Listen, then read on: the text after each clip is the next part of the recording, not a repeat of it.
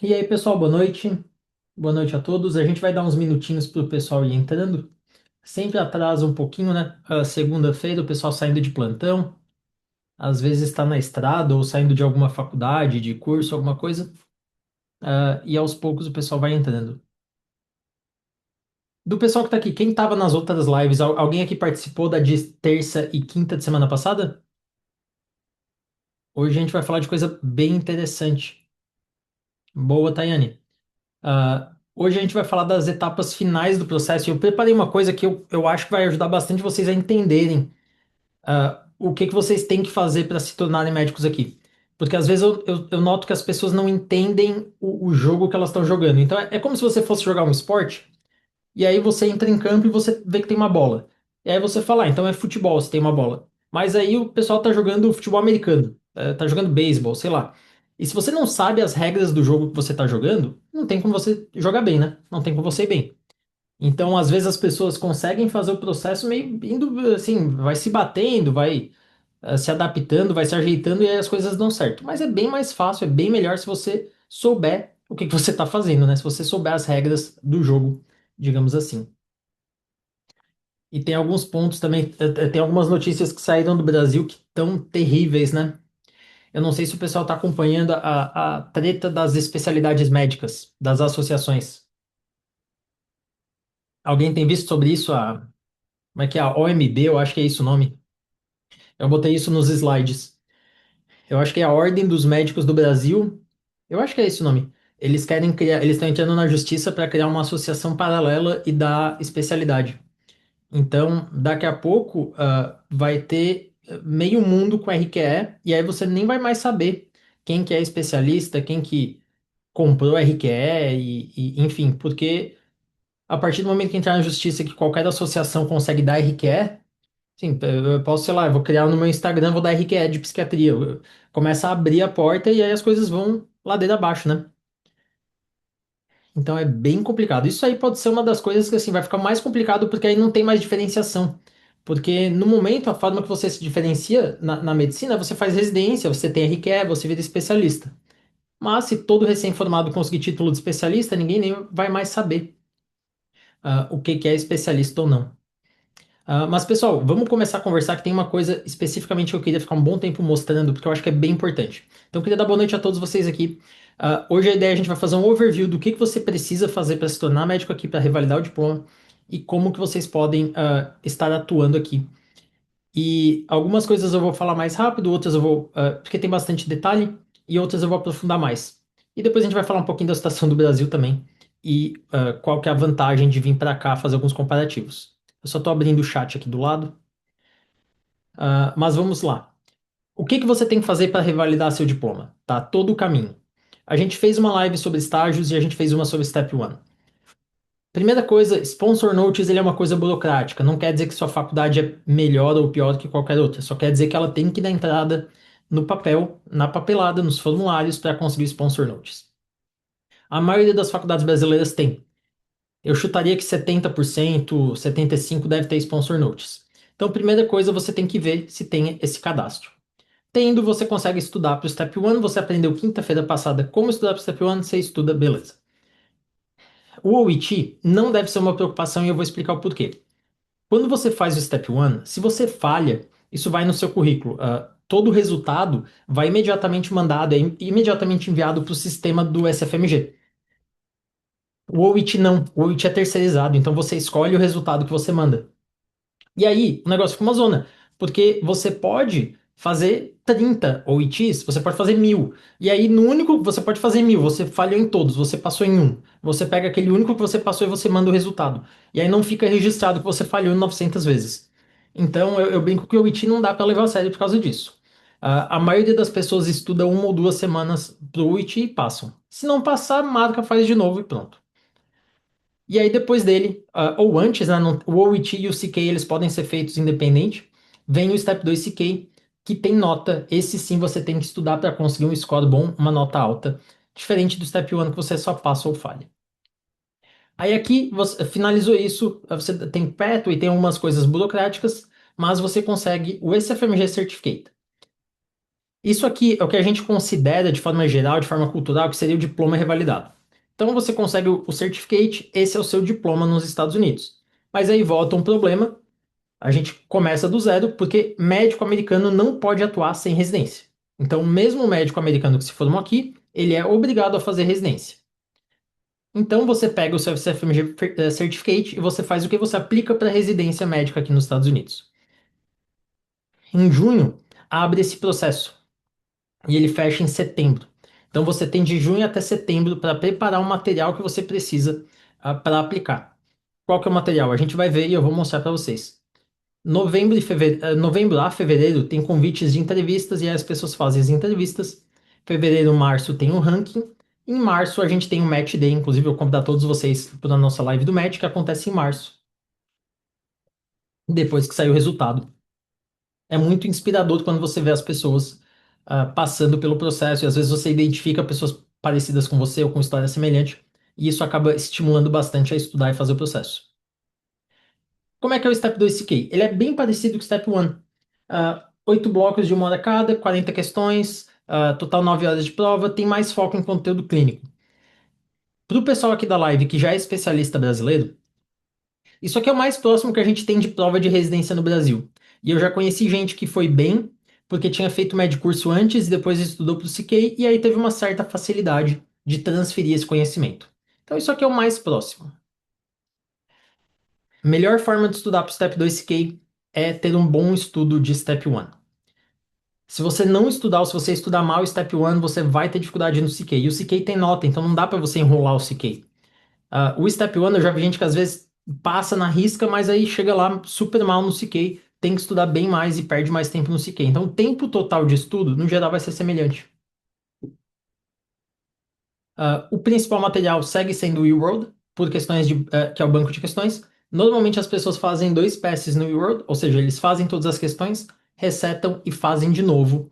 E isso tende a garantir um bom score. E o Anki também. Então você vê que mesmo os materiais usados é praticamente a mesma coisa do Step 1. Não muda tanto.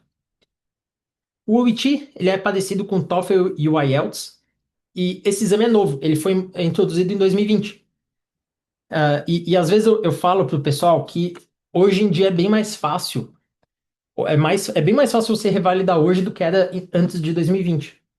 E um dos motivos pelo qual eu falo isso, teve algumas mudanças, mas a mais impactante foi a retirada do Step 2 CS. O Step 2 CS, pessoal, 25% dos imigrantes rodavam, falhavam nesse teste. Então, era o teste, na verdade, que mais tinha índice de falha. Mais gente falhava no CS do que em qualquer outro exame do USMLE. Ele era uma prova prática, você ia lá e você atendia, eu não lembro se era 10 ou 12 atores, e aí eles falavam, tô com dor no peito, sei lá, e você tinha que entrevistar esse ator, e depois você saía e você escrevia uma note no computador, um formulário de evolução. E aí você ficava basicamente o dia todo fazendo isso, né? Você ia numa sala, via a pessoa, aí era, sei lá, 30 minutos, 20 minutos, viu, pegou as perguntas, volta e escreve no computador. Bateu o tempo, roda todo mundo, vai no próximo paciente. Então ficava todos os 5 computadores aqui, 5 aqui, eu acho que tinha mais. E aí os pacientes, e aí você ia rodando e fazendo isso. Era um exame bem mais caro também, porque ele tinha que ser feito nos Estados Unidos. Como tinha toda essa estrutura, e a maioria do pessoal fazia um curso prático, um curso presencial, para ele, um curso lá na Flórida. Então, era um exame que você tinha que ter bastante auxílio para fazer. Então, hoje em dia, o OIT ficou bem mais fácil. Você estuda de casa, você, né, tem vídeo, enfim, faz aula remota, então ficou bem mais fácil. O SFMG Certificate, então, é essa conclusão. Você consegue, você finaliza. Uma curiosidade do Step 2 CS, eu tenho praticamente certeza que eu fui o último brasileiro a fazer essa prova. Porque eu fiz na quinta-feira e na sexta eles anunciaram que o exame ia ser suspenso temporariamente, porque foi Covid. Que o exame ia ser suspenso temporariamente.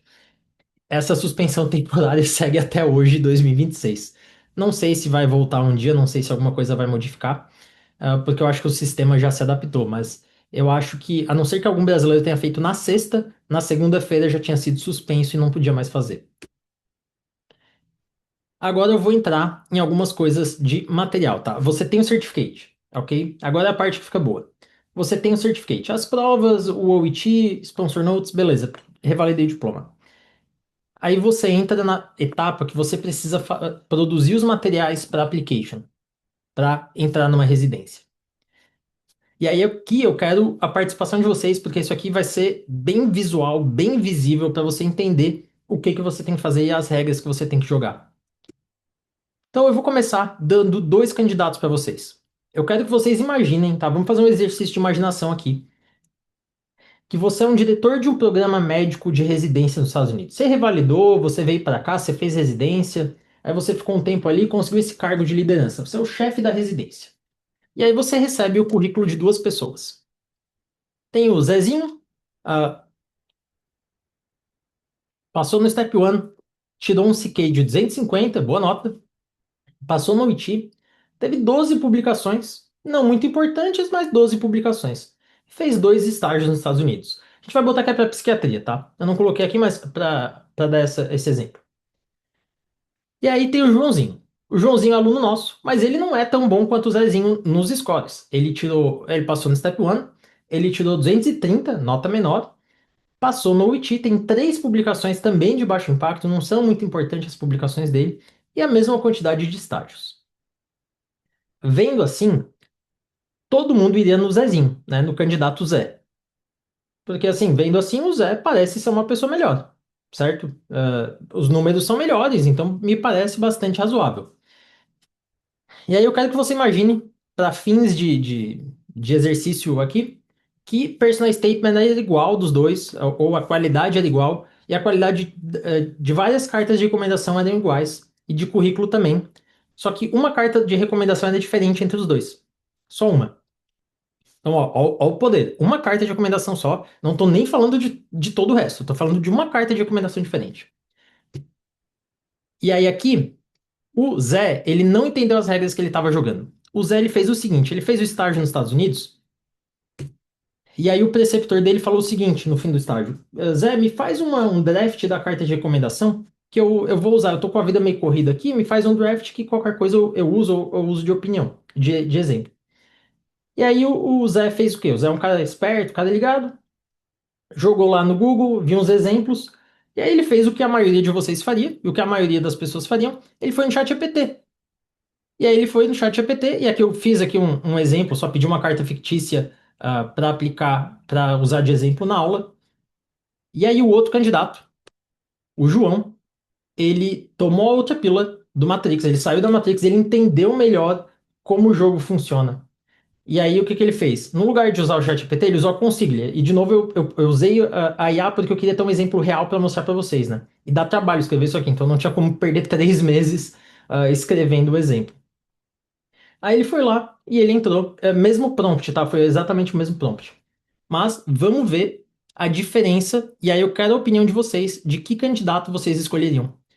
Porque, na prática, é assim que as coisas acontecem. Vão ter dois candidatos muito parecidos, e às vezes é uma carta de recomendação que muda, às vezes é um personal statement que muda, e é ali que a diferenciação ocorre. E aqui eu nem coloquei candidatos iguais. Eu coloquei o candidato do ChatGPT como o melhor. O cara tem mais, tem uma nota maior, publicou mais. É um cara que tem mais números. Deixa eu colocar aqui o share. Ó, isso aqui foi o exemplo que o ChatGPT deu pro candidato ali, pro Zé. Esse é um modelo e é um exemplo razoável, tá? Muita gente vai aparecer com uma carta mais ou menos nesse estado. Até porque muita gente vai jogar no chat GPT e depois vai botar o nome dele, vai mudar algumas coisas, mas vai usar como base. Vamos ler, porque isso aqui é importante. Como que uma carta de recomendação funciona? E essa estrutura é real. O primeiro parágrafo de uma carta de recomendação, ele é uma introdução ao autor. E uma introdução geral do que é a carta. It is my sincere pleasure to write this letter of recommendation in support of banana banana for residency training psychiatry. I am Dr. Bob, banana, board certified psychiatrist over 20 years. Isso aqui eu inventei, tá? Os dois usaram o que eu inventei. During this time, I have had the privilege of working with numerous medical students and international graduates at various stages of their professional development. I had the opportunity to supervise o Zezinho ali, during a 1 month observership at my outpatient and inpatient psychiatric practice. And I state with confidence that they demonstrated exceptional dedication, professionalism, and intellectual curiosity throughout this experience.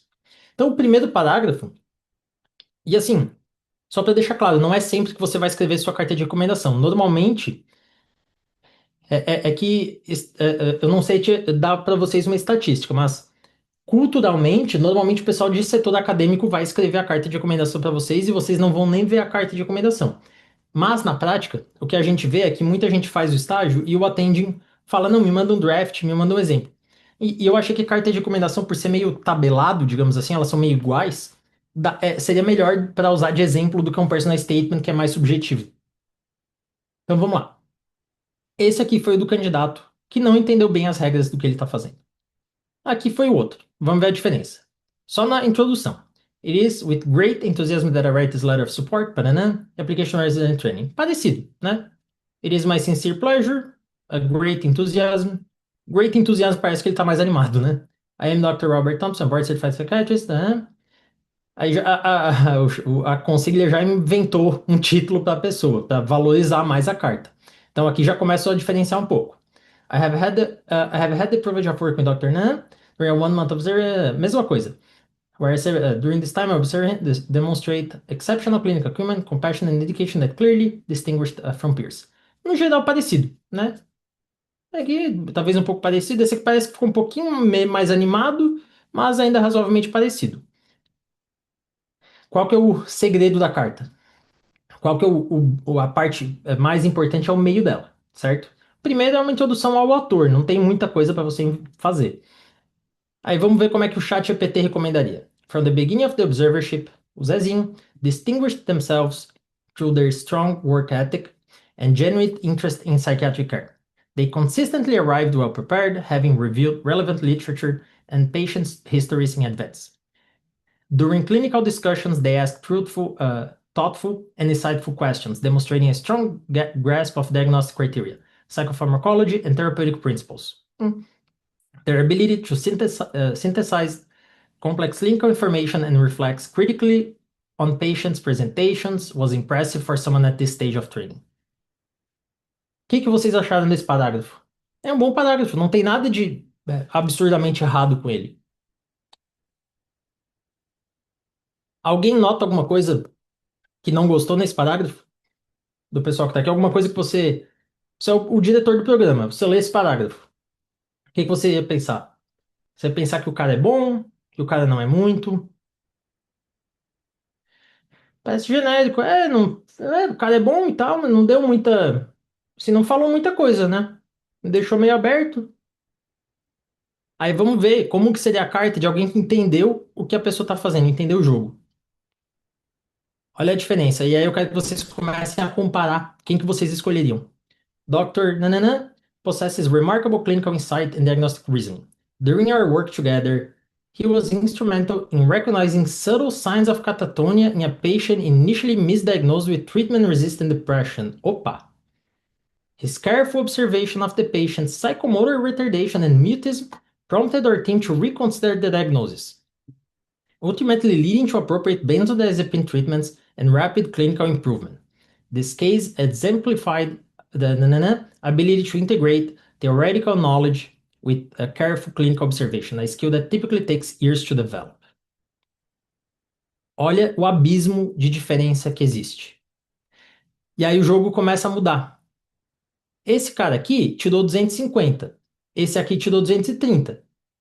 Mas assim, quem que vocês começam a ter mais interesse de contratar para uma residência? Um cara que teve um score legal, que é um número, beleza, ok, foi bom, foi bem na prova. Ou um cara que consegue fazer diagnóstico difícil e propor tratamento, e você começa a entender que o jogo, o fino do jogo, não é necessariamente a nota. Não é claro que a nota importa, você tem que ter uma nota razoável, senão você barra em filtro e por aí vai. Mas muitas das coisas que são importantes, elas são o fino do processo, elas são os detalhes. E olha o segmento, a carta toda fica assim. In addition to their academic strength, nanana, displayed outstanding interpersonal skills. They interacted with patients, family, and staff with empathy, respect, and cultural sensitivity. Ah, bom. On several occasions, I observed them engage patients in meaningful conversations that helped build trust and comfort in challenging clinical situations. Their natural ability to listen attentively and respond with compassion reflects their core qualities required to an effective and ethical psychiatrist. Não tem nada de absurdamente errado com essa carta. Ela é ok. Razoavelmente genérica, mas não é nem tão genérica. Dá alguns exemplos, mas não dá nenhum exemplo real. E isso aqui eu acho que ficou um bom exemplo, porque muita coisa que eu pego para revisar é nesse nível que as pessoas mandam. E aí vamos ver como seria o segmento de alguém que fez alguma coisa diferente. What truly sets Dr. Yan apart is his extraordinary interpersonal skills and genuine empathy for patients. I observed him spend considerable time building rapport with a highly agitated patient experience a first psychotic episode.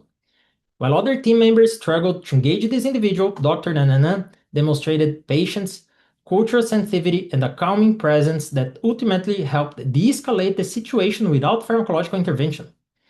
His ability to connect with patients across diverse backgrounds reflect both emotional intelligence and a deep commitment to patient-centered care.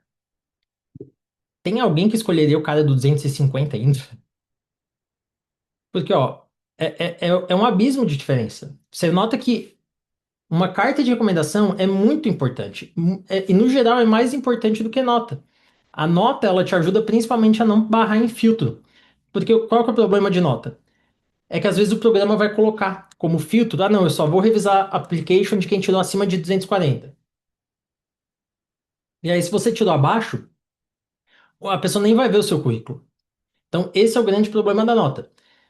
Agora, se o programa entre 242 e 262, 260, 258, se o programa vai revisar os dois, as outras coisas valem muito e pesam muito. E aqui é a mesma coisa. Ele continua dando assim o exemplo do ChatGPT, assim, é meio genérico e tal, mas de novo, eu já vi muita carta que é nesse exato nível aqui que fala, ah, não, o cara é bom e tal, mas não é muito. Ah, e por aí vai. E aí aqui ele fala, em summary, I give my highest recommendation, bom, for admission, secretary, deposit the intellectual ability, dá um sumáriozinho. E a carta de recomendação, ela é exatamente essa receita de bolo. Introdução, aí tem alguns elogios, e aí um sumário falando, não, eu recomendo muito por causa disso, disso, disso. Aí olha o exemplo do outro. Aqui eu senti que a conselho até ficou animada demais e jogou o cara lá no céu. Dr. Nanana is also an exceptional team player and eager learner. He consistently arrived earlier, volunteered for additional responsibilities, and actively participated in our daily rounds and cases conference. He prepared a comprehensive literature review on the use of ketamine in treatment-resistant depression, which he presented to our entire department during the grand rounds. Aqui ficou meio forçado, né? Isso aqui não acontece em Observer. The presentation was sophisticated, well-researched, and generated a meaningful discussion among faculty. His intellectual curiosity and proactive approach to learning are qualities that will undoubtedly make him an outstanding resident. Cara, imagina deixa eu só concluir, pra gente continuar discutindo. In conclusion, Dr. Nanana is among the most impressive medical students I have encountered in my 2 decades of teaching. He combines clinical excellence, compassionate care, compassionate spirit, and psychiatry. I have absolutely no reservation in giving him my highest recommendation for residency training. Any program fortunate enough to have Dr. X will gain an exceptional physician who will contribute meaningfully to both patient care and academic environment. Cara, assim, isso aqui não é como se desse pra gente devolver e pedir pro médico escrever uma carta melhor. Normalmente, assim, muitas vezes você não vai ver a carta, tá? Pra deixar claro isso. Mas às vezes acontece. Às vezes acontece do médico te mandar um draft, ou o médico pedir o draft. Só que qual que é o jogo? Isso aqui é um exemplo, eu achei a carta era um exemplo simples de mostrar porque ela é meio tabelada. Então dá pra mostrar um a um. Personal statement é mais subjetivo e REST também. Ainda assim, isso aqui, essa diferença, esse abismo que vocês estão vendo, ocorre em todo o material. E aí eu pergunto para vocês, alguém escolheria o cara que tirou 250, o cara que tinha mais publicações, tinha 12 publicações, 250, mas tem essa carta aqui. enquanto o outro cara, o João, que entendeu do jogo, ele entendeu o que que ele estava fazendo, ele entendeu o processo de forma mais intensa, mais interna, mais sofisticada. Ele vem com essa carta específica mostrando que não importa se o cara tirou 230, o cara é muito bom. O cara é muito bom. E isso aqui prova mais que ele é muito bom do que a nota. Então, assim, esse fino do processo, deixa eu botar de novo aqui. Esse ajuste do processo, essas etapas do processo são muito importantes. E existe pouquíssimo cuidado em relação a brasileiros, em relação a AMGs, com essas etapas do processo. O que que todo mundo me pergunta no Instagram o tempo todo? Ah, pesquisa, eu tenho que fazer pesquisa, quantos artigos eu tenho que fazer? E aí você pega uma carta de recomendação e dá uma diferença, um abismo de diferença muito maior do que pesquisa, por exemplo. O que que eu quero passar com isso? Que o personal statement de vocês, o IRAS de vocês, a carta de recomendação, o que que vocês vão fazer no estágio, muitas vezes, ou quase sempre, eu sempre, é mais importante do que pesquisa, do que entrar numa liga na faculdade, sei lá. O pessoal às vezes faz um monte de coisa mirabolante para melhorar currículo, só que o fino é isso aqui. O que faz uma application mudar é isso aqui. E aí, quando você vê essas cartas de lado a lado, você entende. Por que que às vezes você vê alguém que, o cara tirou 270 e conseguiu pouca entrevista e não deu match. E aí tem outro cara que tirou 240 e conseguiu 20 entrevistas e deu match na primeira opção.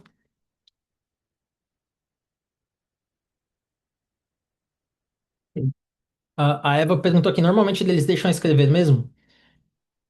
Olha, eu tô tentando pensar em alguma estatística. Eu diria que talvez 50% dos estágios o Attend pede para você escrever, ou 40%, alguma coisa nessa faixa. Então é com uma razoável frequência.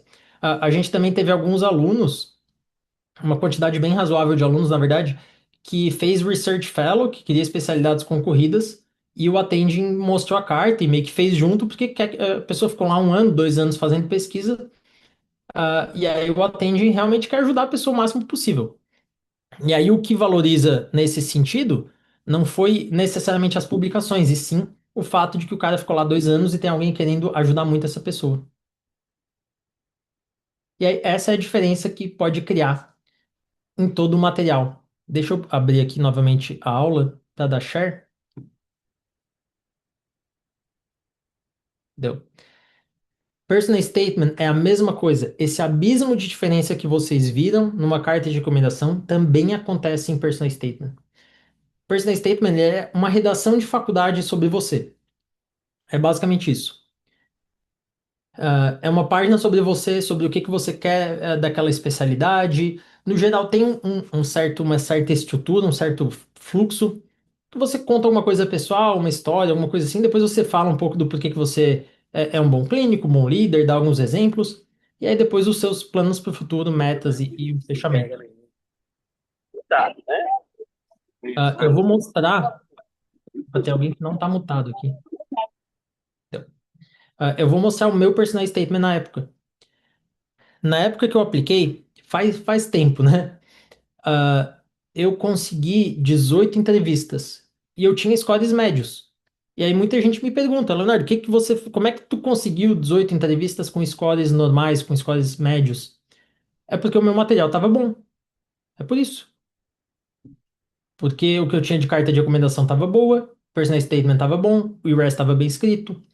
E aí isso dá uma diferença gigante em relação a alguém que não tinha esse material bem feito. Esse aqui está o meu personal statement. Como é que é a estrutura dele? Eu não quero ler ele inteiro, porque toma tempo, mas eu começo falando um exemplo meu, uma coisa bem pessoal, de uma fase da minha vida. Então a ideia aqui é puxar a atenção da pessoa, é você ler isso aqui e você falar, pô, eu quero ler mais porque eu quero conhecer essa pessoa. E aí depois uma estrutura simples é você criar uma linha de tempo. E falar, não, na faculdade eu fiz isso, isso, isso, eu falo um pouquinho da minha história na faculdade. Aí depois, no meu caso, né, eu falei da residência, depois da faculdade fiz a residência, a de psiquiatria. Fala um pouco que eu expandi meus roles de educador, de chief resident, de coisas assim, porque são coisas que valorizam o seu currículo. Depois eu falo algumas coisas que me motivaram a por que eu quis revalidar nos Estados Unidos. E depois eu faço um fechamento, mais poético, fazendo referências ao primeiro parágrafo e criando um texto coeso que tem um começo, meio e fim, se conectando com o começo novamente. Ah, Vocês têm ideia quantos drafts eu escrevi para chegar aqui? Alguém tem algum chute de quantas vezes eu reescrevi e escrevi esse personal statement? Olha, draft gravado, eu acho que eu tenho 27 ou 25. Mas isso era coisa que eu decidi assim, pô, isso aqui tá bom, eu vou salvar. Porque a quantidade de vezes que eu deletei e refiz, com certeza foi muito mais. Por que que eu tô falando isso? Porque dá trabalho fazer isso aqui. Dá trabalho pra caramba você fazer um material bom, um material de qualidade. Mas é isso que diferencia as pessoas. É isso que diferencia o cara que vai, às vezes, conseguir 18 entrevistas do cara que vai conseguir nenhuma. E às vezes ele não consegue dar match. Então, tem etapas do processo que às vezes você não conhece, mas que são muito importantes e você tem que prestar muita atenção. Setembro, depois que você faz as provas, você faz o material, você aplica para o processo da residência, para o RES.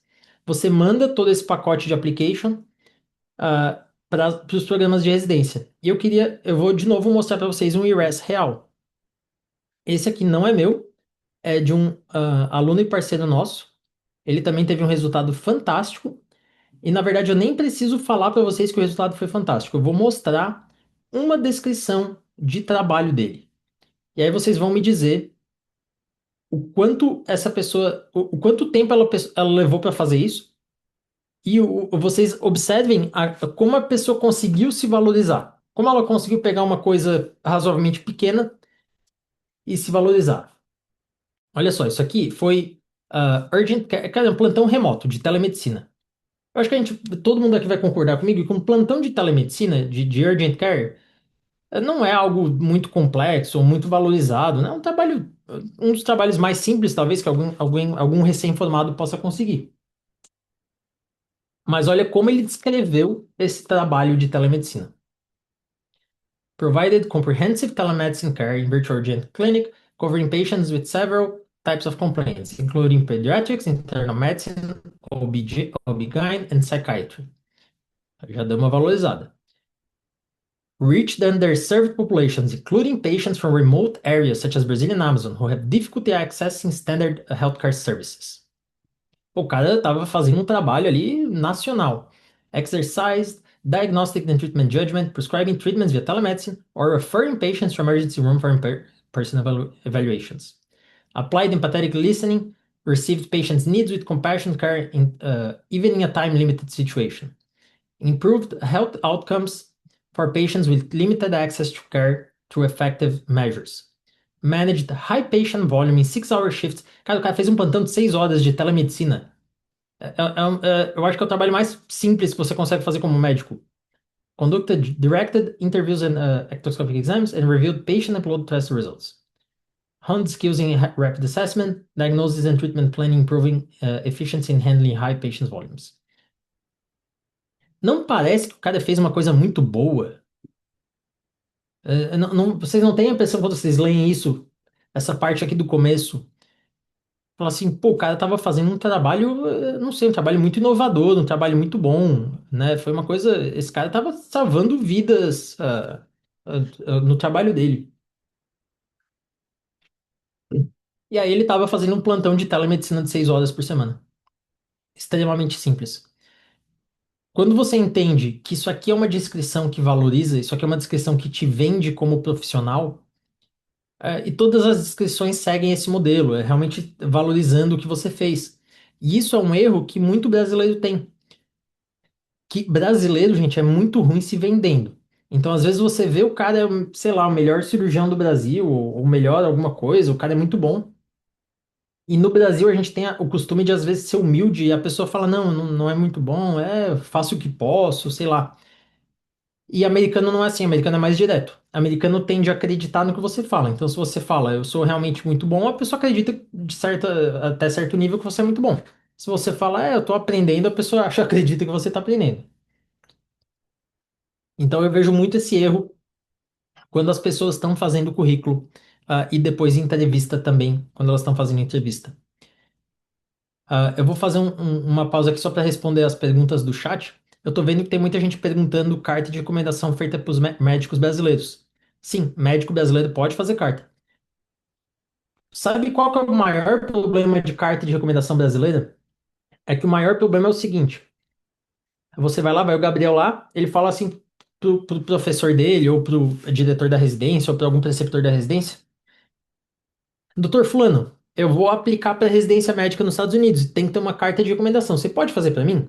Aí o cara fala assim: posso. Eu vou fazer e eu te mando. E aí ele vai fazer uma carta. Como seria uma carta de recomendação de um brasileiro que não conhece o sistema? Vai ser simples. Ele vai falar assim: o Gabriel é muito bom, recomendo. Fim. E aí o principal problema de carta brasileira é o conteúdo delas, que não costumam ser bons porque a pessoa não sabe o que ela está fazendo. E ela não tem obrigação, né? Ela nem está fazendo o processo, ela está ajudando a pessoa que está fazendo o processo. Então, esse é o principal problema. E uma coisa que eu queria deixar claro: quando a gente fala de carta americana ou carta brasileira, o que importa é onde a pessoa atua, tá? Então, eu sou brasileiro atuando nos Estados Unidos, a minha carta é considerada americana. Qualquer brasileiro ou qualquer outra nacionalidade que esteja atuando nos Estados Unidos é considerada uma carta americana. Não importa onde a nacionalidade da pessoa não tem absolutamente nenhuma importância. Uma carta de alguém que nasceu nos Estados Unidos não muda nada do que alguém que nasceu em outro lugar. Então, essa diferença não existe. Deixa eu colocar aqui. Depois disso, chegam os convites de entrevista. E aqui eu queria. Em entrevista, gente, vai a mesma questão daquilo ali que eu mostrei na carta de recomendação. Do pessoal que está aqui no chat, alguém escolheria o Zé para entrevista com mesmo material mesmo, mas a única coisa que muda é a carta de recomendação? Ou assim, eu jogo a pergunta, eu acho que ninguém escolheria, mas eu jogo a pergunta aumentando. O que que o Zé teria que ter para você ficar na dúvida em qual convidava? E se o Zé aparece com 40 publicações, talvez, 40 é bastante coisa. Ou se ele aparece com, não sei, 275 no score. Alguém tem alguma sugestão aqui do que você imagina que, não, isso aqui eu ia ficar na dúvida, isso aqui eu consideraria os dois meio parelhos. Mas aí você começa a pensar, mesmo que você não tenha um número em mente, você começa a ver que às vezes o cara que fez muita coisa, mas não faz o material bem feito, ele tem que correr muito atrás. Tem que correr muito atrás mesmo do cara que fez o básico bem feito. O cara que faz o básico bem feito chega muito longe. Porque ali, pelo exemplo que vocês viram, porque o abismo de diferença é muito grande. A diferença e a percepção que alguém tem de vocês em uma carta de recomendação e um personal statement é muito mais ampla do que a percepção de uma nota score, né? Eu não sei se o Zé é bom, eu não sei se ele chega na hora, eu não sei se ele é esforçado, eu sei que ele é bom fazendo prova, mas é isso que eu sei. Agora, uma carta de recomendação e um personal statement e RES, eu consigo entender melhor quem é essa pessoa por trás da nota, por trás da prova. E isso acaba sendo fino. Tudo faz diferença no processo, Eva.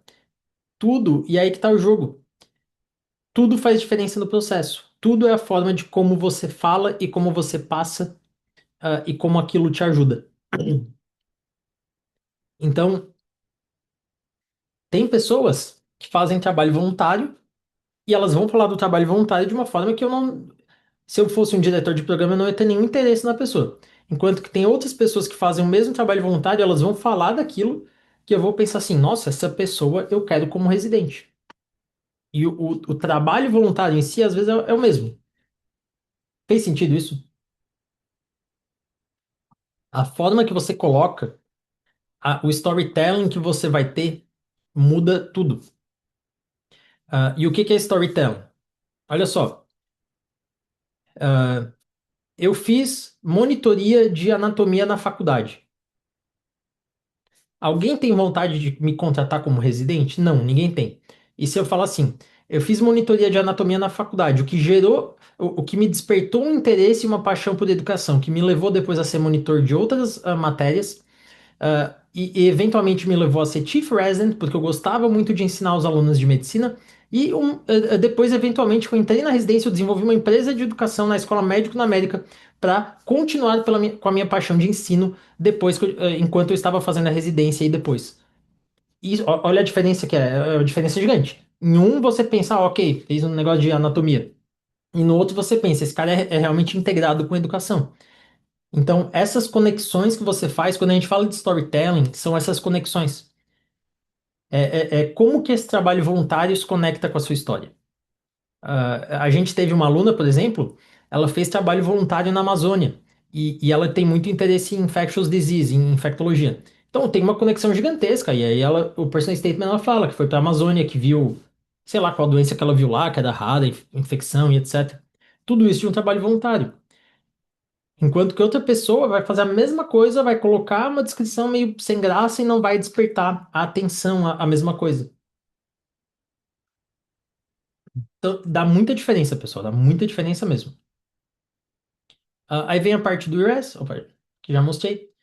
Entrevistas, mesma coisa, mesma coisa. Tem gente que é muito ruim de entrevista. Na verdade, brasileiro costuma ser ruim de entrevista se não tiver treinamento. Com treinamento todo mundo aprende, né? É uma skill, é uma habilidade. Se você treinar bastante com pessoas que sabem e que conseguem te treinar, você fica excelente para entrevista. Se você fizer, ah não, eu vou só fazer por conta aqui, sei lá, vou pesquisar no chat GPT, aí não dá certo. Pessoal, tem que treinar para entrevistas, tá? As entrevistas têm muito peso na seleção. Então, eu já vi gente que não se esforçou muito em entrevista porque tinha nota boa e isso aí não carrega a pessoa pro match. Aqui a gente tem alguns exemplos de perguntas que são bem típicas em entrevistas. Tell me about yourself. Why did you choose this specialty? Tell me about the time you failed. De novo, sempre tem algumas técnicas para você responder essas perguntas, mas sempre se valorizando e mostrando o que que você aprendeu, como você evoluiu, o que que você adquiriu com a experiência e por aí vai. E aí, depois disso, no fim de tudo, pá, ah, algumas pessoas não estão mutadas. Depois disso vem a ranking list. O que que é a ranking list? Você ranqueia os programas. Então, eu entrevistei em Harvard, Yale e UCLA.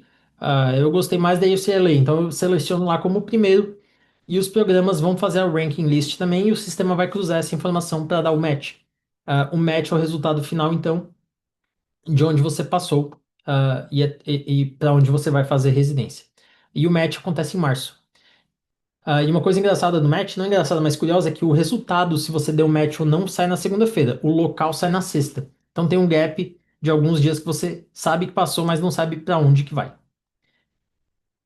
E pessoal, enquanto isso no Brasil, e assim, por que que eu acho que todo mundo que está aqui deve entender o processo, deve entender o sistema e deve considerar vir para cá, eu vou fazer alguns comparativos. Porque cada vez que eu abro notícia médica no Brasil, tá pior, é bizarro, é fantástico. Em 2021, 2022 eu falava que as coisas estavam piorando. Eu não teria imaginado muitas dessas coisas que eu nem teria conseguido imaginar que chegaria nesse nível. Eu não sei se o pessoal que está aqui, eu não sei se a maioria é estudante ou especialista. Quem é estudante, eu não sei se vocês entendem o impacto que isso aqui pode ter. O pessoal que é especialista deve entender. Tem alguém aqui que já fez residência que está preocupado com isso aqui? Porque eu estaria razoavelmente preocupado com isso, ou bem preocupado. Isso aqui é muito sério, tá? Isso aqui é muito sério mesmo. Eles vão emitir título para todo mundo, né? Ou para quem pagar a pós deles, né? Eles vão criar jeitos de você comprar título, basicamente. Isso aqui é muito perigoso, cara. Isso aqui, assim, não basta o número de faculdades aumentando desenfreadamente, vem isso aqui para bater o martelo no caixão, né? Inclusive, eu tenho uma história engraçada disso. Um amigo meu fez medicina, se formou faz pouco tempo, e aí ele falava assim: Pô, Leonardo, tu falava mal lá que o Brasil não tava bom, que não tinha emprego, não sei o que, mas eu achei que era papo de vendedor. Aí ele se formou e não tá conseguindo emprego também. Aí ele falou, pô, aquilo lá que tu falava era verdade mesmo, né? Aí ele até me perguntou como é que revalida mesmo, como é que é a prova?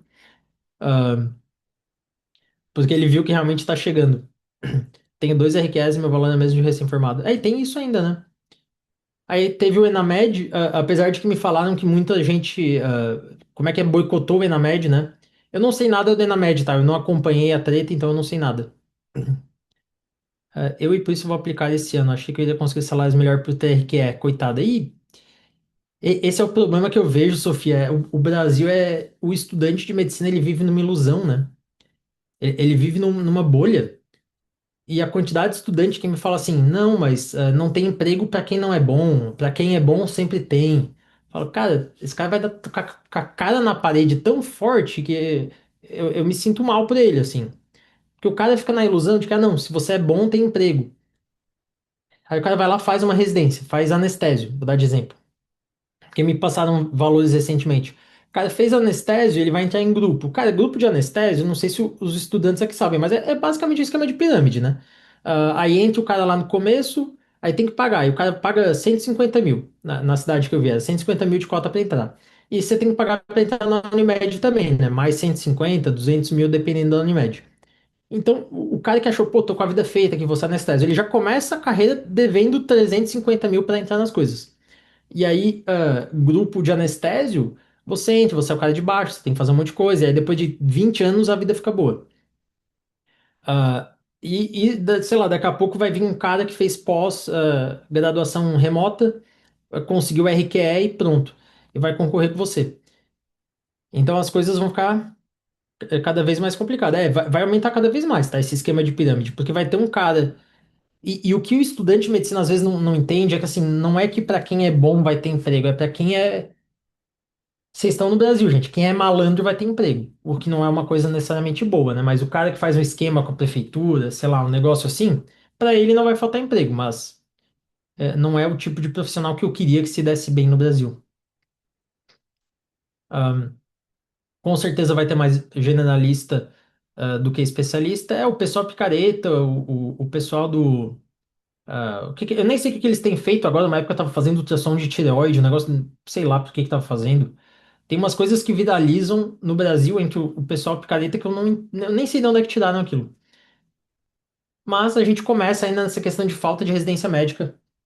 Eu achei, quando começou a formar mais gente, que o único caminho seria a residência médica. Porém, com esse negócio agora de que vão liberar RQE ou que podem liberar RQE, nem residência médica vai salvar. E aí a gente tem os outros problemas políticos do Brasil, né? O negócio do Banco Master, umas coisas bizarras. E aí, como que são as coisas do lado de cá? Não tem todo esse fim da medicina que está acontecendo com uma velocidade muito grande no Brasil. É muito mais estável o sistema. Não, todo médico aqui tem que fazer residência. Então, o funil. As pessoas me perguntam assim: Leonardo, o que que limita dos Estados Unidos formar 500 mil médicos? Os programas de residência. Não dá para você conseguir. Ninguém consegue abrir subitamente 500 mil programas de residência. Tem muita regulamentação para abrir vaga de residência. Então, mesmo que o hospital queira abrir, não, a gente vai abrir, a gente tem 30 vagas de internal medicine, a gente quer abrir 100. Gente, isso aí é uma dor de cabeça. O hospital tem que conseguir um monte de coisa para abrir vaga de residência. Então, é um negócio que demora, é um negócio que é lento, é um negócio que atrasa. Tem uma faculdade aqui em Houston que abriu faculdade de medicina. Cara, eles estavam desde 2015 para conseguir aprovação não, antes, eu acho. Foi coisa de 10, 15 anos, tá? Que eles ficaram fazendo as coisas. E aí, para abrir faculdade de medicina, eles tinham que oferecer vaga de residência. Então, nossa, é um problema gigantesco. Assim, eles levaram uns 10 anos, 10, 15 anos, para conseguir abrir a faculdade de medicina. E abriu pequena ainda. Então, isso é muito diferente do Brasil. É, por ter toda essa regulamentação, não tem como simplesmente explodir o número de médicos. Tem um colega ali que tem bastante experiência justamente na área da anestésio, que eu dei exemplo. Não temos segurança da Mercedes planos. Cara, plano de saúde paga muito mal no Brasil, né? Aqui eu coloquei alguns exemplos de assim, porque às vezes as pessoas me falam, mas tu ganha em dólar, mas gasta em dólar. Eu acho que quem fala isso nunca veio para os Estados Unidos como turista, né? Porque a diferença de poder de compra é um abismo. De volta é igual a carta de recomendação ali, é gigantesco. Tipo, aqui é nem sei que carro é esse, é o Kwid esse aqui? Eu não sei se é esse. Eu sou da época do Clio. É, o Kwid tá ali na placa. Aqui, os 70 mil reais é bizarro, né? Porque isso aqui é um carrinho bem ruim. E aqui um Corvette é 70 mil dólares. 70 mil dólares você compra um monte de carro que você tem interesse. Um Porsche você pode comprar caminhonete. 70 mil dólares você abre uma gama de possíveis carros de um monte de coisa. Audi A7, tem um monte de coisa. Você tem aqui o interior, a diferença. E aí alguém já me fala, não, mas casa é caro. Gente, casa no Brasil é bizarro o quanto é caro, é inacreditável. Quando eu fui pegar esse comparativo, eu achei que ia ser difícil achar uma casa cara para e pegar valores iguais. A primeira casa que eu olho, uma casa totalmente aleatória, assim, meio sem graça, 1.400.000 reais. E aqui seria um exemplo de casa nos Estados Unidos, no Texas, de 1,4 milhões. É uma diferença gigantesca, né? Eu brinquei que dá para comprar uma Tacoma junto, com uma caminhonete ali de 32 mil da Toyota. Diferença de interiores, eu nem preciso dizer qual que é nos Estados Unidos e qual que é no Brasil, né? Lembrando que elas são o mesmo preço quando você pensa em um para um. Então, muita gente fala, não dá para converter. Realmente não dá para fazer uma conversão, você não vive com 5 vezes, mas um para um não é. Não é nem de longe um para um. A Sofia está dando um exemplo ali de que fez clínica médica no Brasil e estava se matando dando plantões, ganhando a mesma coisa que recém-formado. Isso é bem complicado. E que aqui conheceu uma PCP, que é brasileira, refez internal medicine e vive muito confortável apenas com clínica. PCP vive bem aqui. É que aqui nenhum médico vive mal, né? Pediatra seria um dos que menos ganha, mas ainda assim você não vive mal como pediatra.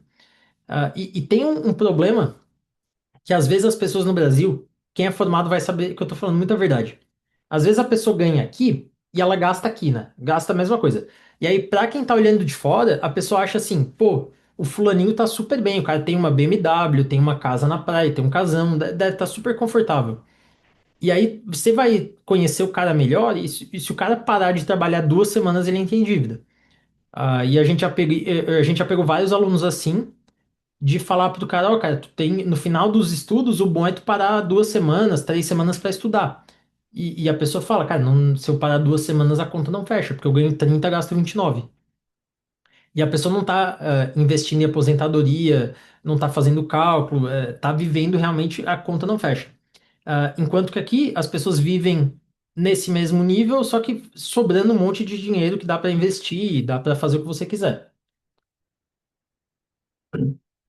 Aqui eu vejo uma preocupação muito maior com a aposentadoria. O médico, né? E no Brasil eu não vejo que as pessoas têm essa preocupação com a aposentadoria. Tem uma pergunta ali, tem 400 mil de financiamento para pagar no prazo de 5 anos. Cara, isso aí é FIES, isso aí, Marlon? Quanto que dá por mês isso aí? Faz o cálculo aí. Preciso me sustentar depois de formado. Cara, se o FIES tá assim, daqui a pouco a conta não vai fechar. Quanto que tem que ser por mês? Porque deve ter juros ainda, né? Quanto que é o juros disso aí? Não é FIES. Vamos fazer essa conta aí. Isso é bom para o pessoal entender que assim as coisas no Brasil vão ficar bem já estão complicadas, né? Mas, cara, você vai ter que trabalhar bastante.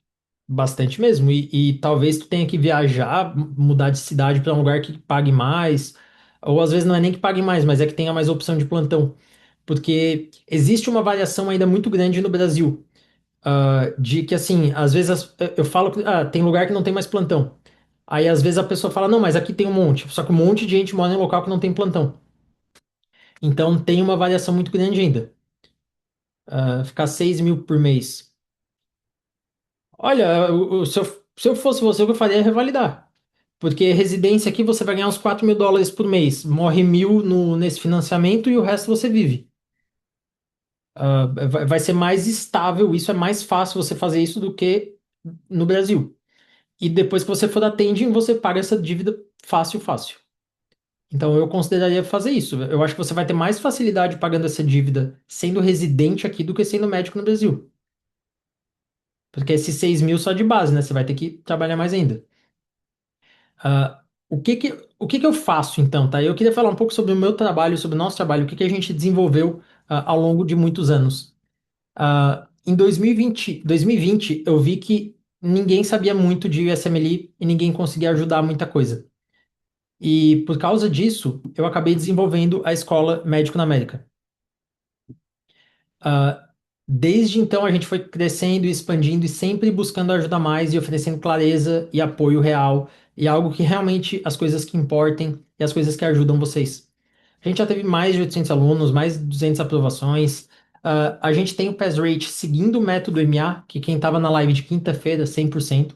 Inclusive, a gente oferece garantia, tá? Condicional, de que se você seguir nosso método e você não passar na prova, a gente devolve seu dinheiro. Isso é absurdo, né? Match rate de mais ou menos 92%, e mais de 50 ex-alunos atuando aqui nos Estados Unidos. Então, a gente já tem gente, como a gente começou em 2020, que está se formando ou fazendo fellow. Daqui a pouco alguém vai num primary care physician que foi aluno nosso antigamente. Aqui a gente tem um print do Luiz só do score dele, que ele deu a aula de Step 1, que foi 273, uma nota muito boa no CK. E não é incomum a gente ter esse tipo de nota. Aqui tem um monte de print de pés, né? Um monte de gente que passa quase toda quarta. Tem gente passando nas provas, é bastante comum. Isso aqui não são nem todos, são só alguns. Aqui são algumas instituições que as pessoas que foram nossos alunos passaram para residência. A gente não tem afiliação com eles, né, para deixar claro, mas bastante gente na Flórida, bastante gente em algumas outras universidades, já tivemos várias experiências diferentes. Aqui algumas fotos de pessoas que deram match e muitas dessas pessoas começaram a jornada delas no mesmo lugar que vocês estão agora. Tipo, vem numa live meio descompromissado. Vou ali aprender como é que revalida, vou ver como é que é. E aí elas decidiram fazer o processo e 2, 3 anos depois deram match e passaram. O Plínio que tá ali na foto que passou para pediatria, ele fez todo o processo em menos de 2 anos. Deixa eu colocar aqui um vídeo para vocês. Oi, meu nome é Beatriz Rosa e eu dei match esse ano, de 2025, em pediatria na Universidade de Washington, que é vinculada ao Seattle Children's. A mentoria do Léo me ajudou bastante nessa parte final de aplicação, né? Eu entrei na mentoria já, assim, final 2023 para início de 2024, para poder me ajudar com essa parte de aplicação, de escrever o personal statement, todos os documentos necessários, a melhor forma de se vender, né, quando você está preenchendo lá o ERAS, e também para me preparar para as entrevistas. E foi muito importante, principalmente na parte do personal statement, porque eu tive o apoio do Eric e também do Léo, me ajudando, me dando feedbacks de como eu poderia melhorar o meu personal statement. Eu sinto que isso ajudou muito, porque a maioria das pessoas que me entrevistaram tinham lido o personal statement e tinham várias perguntas sobre ele, e foi uma coisa interessante. Tá vendo aqui? O que mais ajudou ela foi esse ajuste fino, que é muito importante, faz muita diferença. Imaginem vocês qual a diferença você aplicar com aquela carta de recomendação que eu mostrei, genérica e fraca, e uma outra pessoa que chega com material fino, bem feito, bem trabalhado, bem revisado. A metodologia que a gente tem para ajudar as pessoas a revalidarem aqui são 4 pilares, que é a plataforma, a comunidade, aulas semanais ao vivo e tutoria individualizada. A gente trabalha desde o início, Gustavo. Eu estou respondendo o Gustavo aqui agora porque a gente trabalha desde o início. Então, assim, você entra e você fala assim, cara, eu quero começar a estudar, eu nem sei o que é Step 1. Você faz uma tutoria com um tutor de Step 1, ele te ajuda a fazer um planejamento e um planejamento de como estudar para Step 1.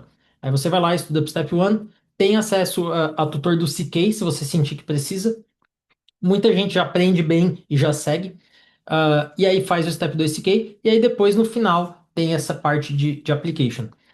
O pessoal está perguntando de algumas especialidades. Todas as especialidades são possíveis. A questão é se você está disposto a fazer o que é necessário para entrar para elas.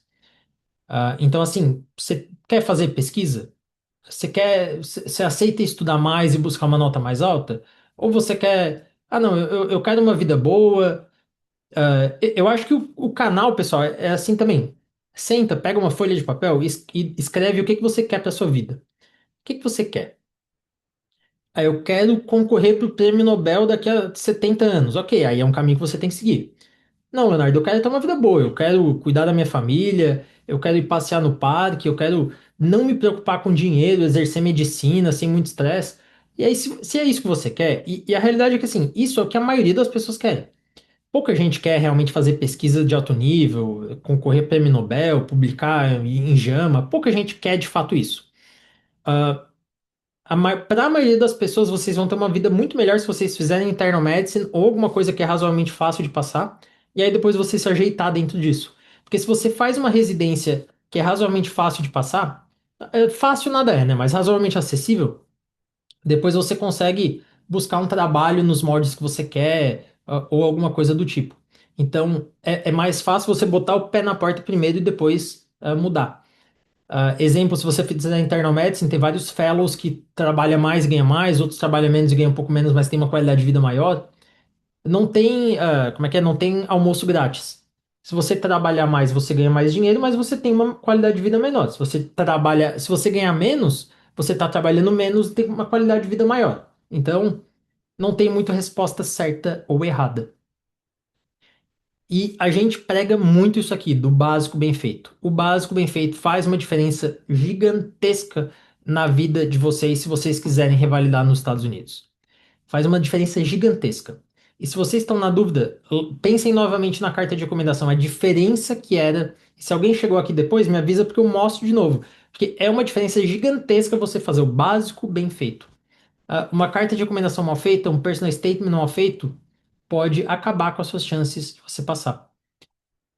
E o que a gente oferece é realmente essa ajuda desde o começo até o final. E agora, inclusive, a gente tem essa questão de estágios ainda sendo oferecidos. Tem acesso completo à plataforma MA, que tem bastante coisa, tudo organizado em um lugar só. Aparece o Netflix, é fácil de você ver o que precisa e tem busca também.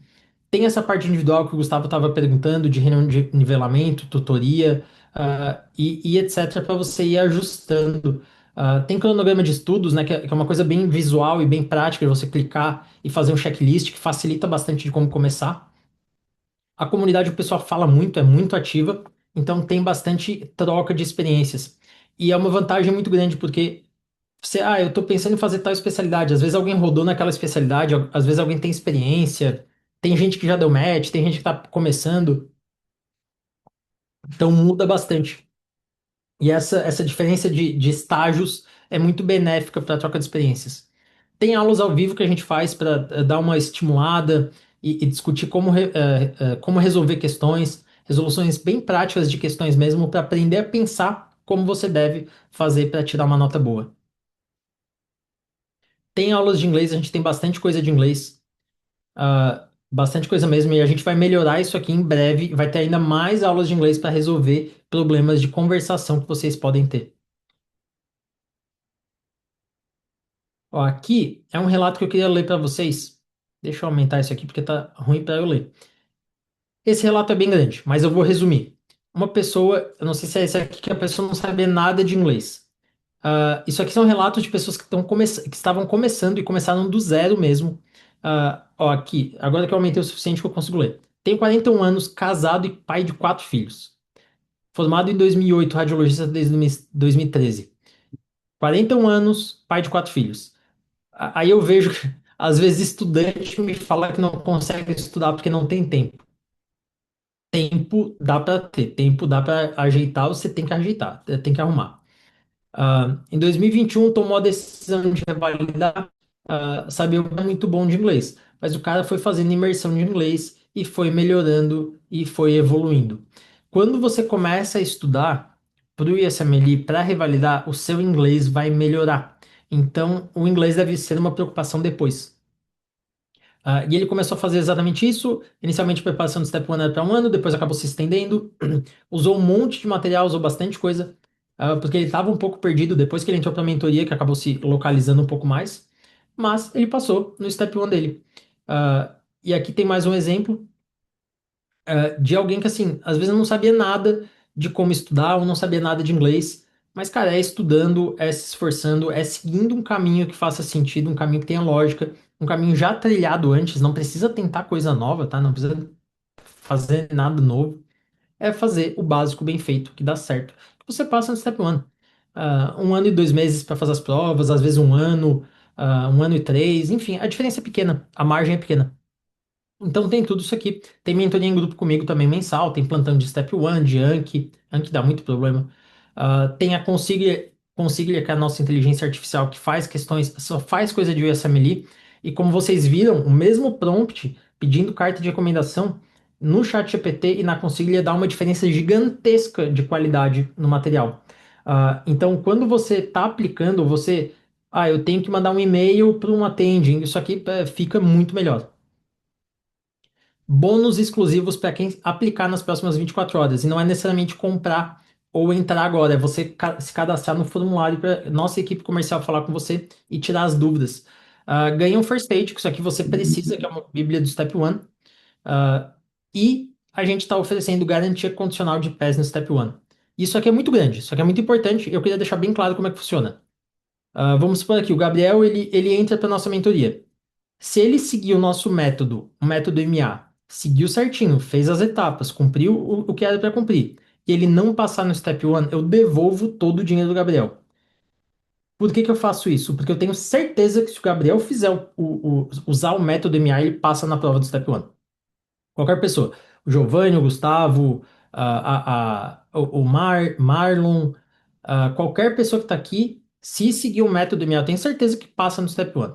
Tá? Então eu não tenho nenhum medo de oferecer essa garantia condicional. Isso aqui a gente faz contrato, inclusive, de eu devolver o dinheiro para você se você não passar no Step 1. Para quem está aqui na live, a gente vai estar fazendo uma condição especial também, que é 6 vezes sem juros. A gente faz em 12 vezes com acréscimo, ou 15.997 à vista, ou 6 vezes sem juros. Então, 6 vezes sem juros é melhor, né, do que à vista. E esses 6 vezes sem juros é só para quem está na live. Eu vou pedir para o pessoal da equipe mandar o formulário de aplicação ali no chat.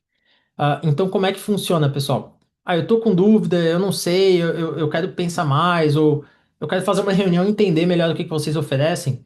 É só clicar no link ali e se cadastrar, que a nossa equipe comercial vai entrar em contato com vocês. A gente tem alguns consultores que trabalham com a gente há bastante tempo. Então, eu tô pensando em fazer tal especialidade, mas eu não sei como é que é o processo, eu queria saber mais sobre o processo em si. Mesma coisa, coloca o link, eu coloco o nome ali, o contato, que a gente fala com você, a gente tira as dúvidas de vocês. E é bastante comum, inclusive, quando eles não sabem de alguma coisa, eles me mandam, eu respondo e aí eu levo para a pessoa, ou às vezes eu até passo um áudio para explicar de alguns detalhes que são mais finos, né? Como vocês viram ali na questão da carta de recomendação que eu mostrei, existem muitos detalhes do USMLE. E se você não sabe esses detalhes, a chance de você falhar é muito alta. E não tem nenhum motivo para você não saber esses detalhes, porque eles são disponíveis hoje. É muito mais fácil você ter acesso a essas coisas hoje. E para quem tá aqui hoje, aliás, eu queria dar. Eu vou contar uma. Eu tive uma.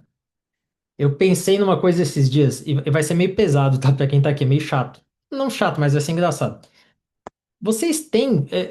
Eu já tive tio, e eu conversando com um amigo meu, todo mundo tem esse tio, que é o tio que quase ficou rico. E aí tem um tio meu que era história de família, né? Sempre que fazia churrasco de família, o pessoal contava essa história. Que tinha um tio lá que há 50 anos, há 70 anos, sei lá, ofereceram para ele terrenos em Laguna, Santa Catarina, e em Jurerê Internacional, Santa Catarina. Óbvio que ele comprou os terrenos de Laguna, que valorizaram um pouquinho, mas não muito. E aí sempre rolava assim um silêncio, falava, bah, se fosse o Jurerê, hein? E aí sempre aparecia que alguém finalizava hoje. Os terrenos de Jurerê valem 50 milhões de reais. E aí todo mundo pensava, bah, a gente quase ficou rico, quase era todo mundo aqui rico, né? Passou perto. E conversando com amigos meus, eu vi que várias pessoas têm histórias assim do quase dei certo, quase fiquei rico, quase consegui. E eu falei que seria chato porque muitos de vocês vão ser o quase ficou rico. Que daqui a 20 anos. Alguém acha que daqui a 20 anos o Brasil vai estar melhor que os Estados Unidos? Eu acho que ninguém acha isso, né? Então eu acho que é justo eu fazer a dedução que daqui a 20 anos a diferença vai estar ainda maior do Brasil e Estados Unidos. E daqui a 20 anos, talvez o sobrinho de vocês, o filho, fale, bah, eu vi lá que nos Estados Unidos agora eles têm, sei lá, carro voador, o robô que faz tudo, o robô que lava louça e não sei o quê. E aí, que coisa, né? Custa 30 mil dólares. Imagina o pessoal lá comprando, bah, deve ser muito bom se der pra ter isso. Daqui a pouco vai ter esse robô mesmo. E aí vocês vão falar assim, pois é, eu quase revalidei nos Estados Unidos. Quase. E aí vão perguntar, "Ah, mas o quão perto você chegou?" Não, eu vi uma live. E aí eu pensei em fazer, mas não fiz, mas foi quase. E vai ficar nessa do quase. Quase fiz, quase pensei, quase decidi. E a outra parte de vocês que estão aqui vai realmente fazer o processo e vão estar aqui. E aí vão ter acesso a isso e vocês vão ser o tio que ficou rico, que foi para os Estados Unidos e que se deu super bem. E é engraçado que vir para cá e revalidar é uma decisão até meio óbvia, né? Quando a gente vê a forma que a medicina brasileira está indo. E depois que você passa, aí todo mundo fala, mas também se dar bem nos Estados Unidos é fácil, né? Mas a porta tá aberta. Tem muita gente que às vezes nos vídeos que eu faço, a pessoa vai comentar, mas aí é fácil, né? Queria ver se trabalhasse no SUS. E aí eu sempre falo, cara, a porta tá aberta. Qualquer pessoa que tá aqui no chat, qualquer pessoa que tá aqui na live, consegue revalidar o diploma, consegue passar no Step 1, consegue fazer as coisas. Se você tem dúvida ainda, só botar o nome ali que a equipe fala com você. E de novo, eu tenho tanta confidência, não é confidência, tanta segurança de que qualquer pessoa aqui consegue fazer o Step 1, que a gente devolve o dinheiro se você seguir o método MA e você não passar na prova. É uma garantia condicional. Se você seguir o método, não passar na prova, a gente devolve o dinheiro. Por que que eu faço isso? Porque eu tenho certeza que eu não vou precisar devolver o dinheiro de vocês, porque vocês passam na prova.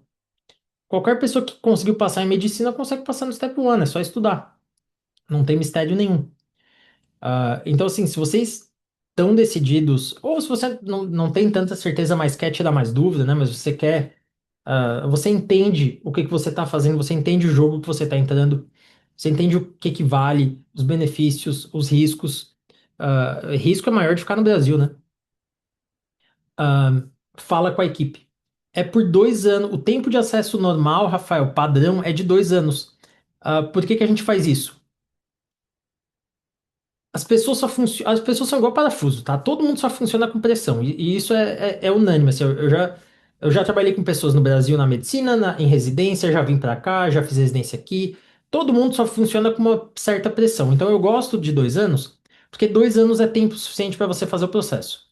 O que que acontece? Às vezes você está na faculdade ou você precisa de mais um tempo, aí fala com a equipe e pede um ano a mais, tá? Não, eu estou na faculdade, eu preciso de 5, 6 anos, sei lá. Aí você fala com a equipe, eles veem o que que dá para fazer. Mas eu gosto de 2 anos dá para você fazer as coisas. Eu já vi às vezes o pessoal, mas eu quero vitalício. Cara, tu não vai fazer o processo daqui a 20 anos, ou tu faz agora, tu não vai fazer, sabe?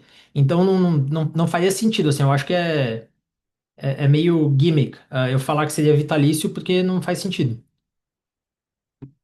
Queria saber melhor a sua opinião sobre validar e tentar aproveitar as novas leis não fazer residência. Richard, eu recomendo que você faça o seguinte.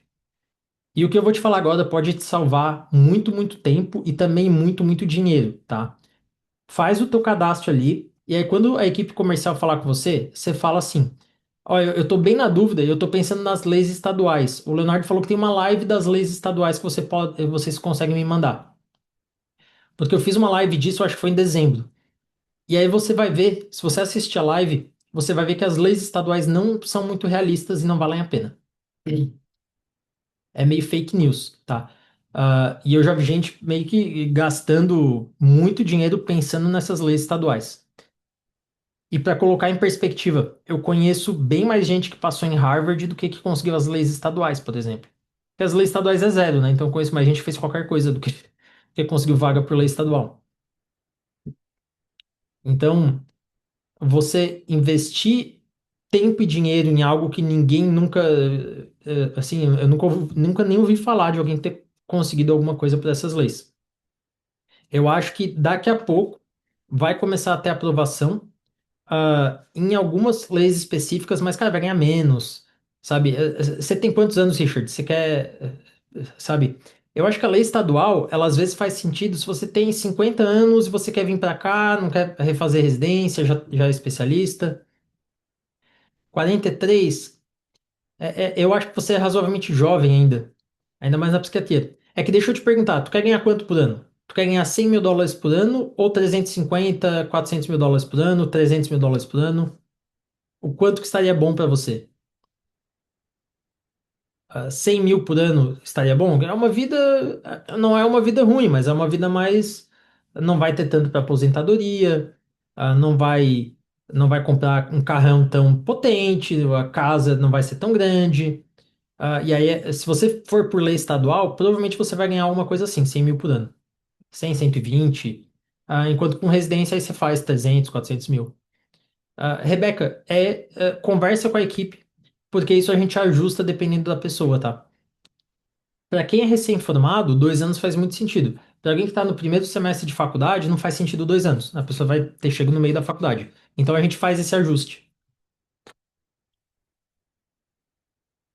Clinical Fellow, você é psiquiatra, né? Não pode trabalhar depois de fazer, tá? Não, não é assim que funciona. O Clinical Fellow, ele às vezes é bom para você conseguir uma porta de acesso.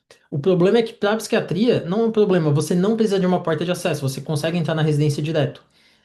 Se você fizer Fellow, a maioria dos Fellows não te aceita aqui, porque você não fez residência aqui. Os poucos que te aceitam, você vai fazer e depois você não vai ter muito o que fazer com essa formação, você tem que voltar para o Brasil. O Silas comentou aqui que a equipe já está respondendo quem fez a aplicação. Então, assim, se você está com dúvida e tal, quer saber mais, ou está pensando, é mais fácil colocar o nome e tirar dúvida. Até, por exemplo, nesse live, a live das leis estaduais, eu acho que vale muito a pena você ver, tá?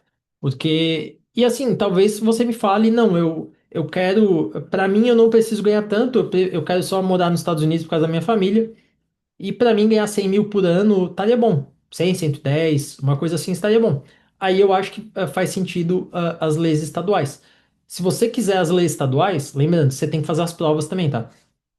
Então o caminho inicial é a mesma coisa. No meu caso, eu teria que aplicar final do ano que vem. Ah, tá. Você tem que começar a estudar agora mesmo, Rebeca. Ou você do Old Grad. Gente, não foquem tanto no Old Grad, tá? Old Grad, quanto tempo, Rebeca, que você vai ter de graduação? Eu vejo uma preocupação muito grande com seu old grad, e eu acho que você tem que ter uma preocupação razoável. Não, 3 anos não é old grad, Rebeca. Old grad é 10 anos pra cima. Não, não, tá vendo? É uma preocupação excessiva. Filtro costuma ser acima de 10 anos. Tem programa que usa 5? Tem. Tem programa que usa 2, tem programa que usa 3. Não tem como você controlar todas as variáveis. A maioria dos programas que usa filtro de graduação é 10 anos. Alguns usam 15, por exemplo. Eu não teria nenhuma preocupação com 5 anos de formado. Você é recém-formado agora. Mas assim, também não vai deixar para fazer isso daqui a 7 anos, né? Que aí você perde a vantagem que você tem. Porque agora você tem uma vantagem que você saiu da faculdade há relativamente pouco tempo. Então eu concordo que se você começar a estudar agora, a gente está em fevereiro, você consegue fazer as provas até começo do ano. A Mariana que fez o podcast, ela tinha 6 anos de formada, eu acho, quando ela deu match. 6 ou 7 anos. Então, até mais velha que você, na linha de tempo. Visto, Silvia, que dúvida você tem com visto? Pessoal, a maioria de vocês não precisa de ajuda com visto. Então, a gente tem vários vídeos sobre vistos e a gente tira dúvidas sobre vistos. Eu posso te indicar advogado sobre visto, mas a maioria das vezes você não precisa de nada. Por que que eu digo que não precisa de nada? Porque quando você passa no processo, você ganha visto. Então, assim, o quanto que eu posso te ajudar? Porque você ganha o negócio. Entende? Então, a ajuda que você tem que ter é para conseguir passar no processo. Ah, a não ser que você queira entrar agora com EB1, EB2. Aí eu posso te indicar advogados, isso não tem problema. Mas o processo em si você ganha o visto. Abrange esposa e filho, sim. Visto que você ganha abrange esposa e filhos. Primo, não, tá? As pessoas já. Eu quero levar primo porque não sei o quê. Não, não, aí não dá. Primo não é considerado família próxima, né? Família íntima, é cônjuge e filhos. Se eu prestar Step 1 no início do internato, sem férias, sem precisar. Não, não é prejudicial, Giovanni. Você tem que passar na prova. O quando você vai fazer é quase irrelevante. E assim, gente, eu faço isso desde 2021. Eu já vi gente passar na prova trabalhando de cirurgião, eu já vi fazendo internato, dá pra passar, dá pra passar. Já vi gente que não conseguia pegar férias, gente que pegou meio dia de férias. Então eu já vi muito exemplo. Eu não vi o colega ali com 4 filhos. O cara trabalhando e com 4 filhos passou na prova. Então dá pra passar, dá tranquilamente pra passar no internato. Tempo você tem que manejar, né? O tempo é igual pra todo mundo, você tem que manejar o tempo. e fazer esses ajustes. E lembrando que tem, o pessoal tá mandando o questionário ali de novo. Tem condição especial para quem tá aqui, tá? Dá para fazer em 6 vezes sem juros. E é inclusive a primeira vez que a gente está oferecendo isso de 6 vezes sem juros. A gente nunca fez isso antes. 12 vezes aí tem juros. Mas 6 vezes dá para fazer sem juros nenhum. Só para quem estiver colocando o nome ali, nas próximas 24 horas. Mesmo que você demore um pouco para responder o comercial, claro, num limite de tempo razoável, né? Não vai responder daqui a 6 meses pedindo a condição, aí também não existe. Então tem algumas coisas que tem hoje de bônus, principalmente questão de 6 vezes sem juros e a garantia condicional. Isso é muita mordomia, né? Que você, pô, se você não passar, a gente devolve o dinheiro. Você não tem risco nenhum. Não tem risco nenhum. Você não passou, devolve o dinheiro. Quanto dinheiro devo investir em todos os processos? Fala com a equipe, Marlon, porque depende se você tem algum contato nos Estados Unidos. Às vezes as pessoas gastam, o que mais sai caro é estágio, pela questão fora do processo, né? Voo, Airbnb, etc. Mas você vai gastar parecido do que você gasta para entrar na Unimed. Sem contar gastos de estágios. Daí muda. Aí não dá muita coisa não, tá? Deve dar. Alguém falou isso hoje no grupo, 30 mil, pensando nas provas e application. Não, acho que dá menos até. Não dá muita coisa não, investindo em tudo. Sem estágio, não. O mais caro é estágio. Ah, não, e credi. Não é essencial ter publicação, gente. Não é. Eu não sei se você entrou aqui antes, você viu o exemplo de carta de recomendação. Aquilo ali carrega muito mais peso do que muitas vezes publicações. Pessoal, a gente vai encerrando por aqui. Eu queria pedir novamente para vocês preencherem o formulário de aplicação, porque daí a equipe vai entrar em contato com vocês. E se vocês tiverem dúvidas, entrei depois e não vi algumas partes da live, ou você falou da carta de recomendação e eu não vi, coloca o nome ali, pede para ver a gravação, ou pede algumas coisas, enfim. O pessoal tem bastante material que eles podem passar para vocês se vocês tiverem dúvida.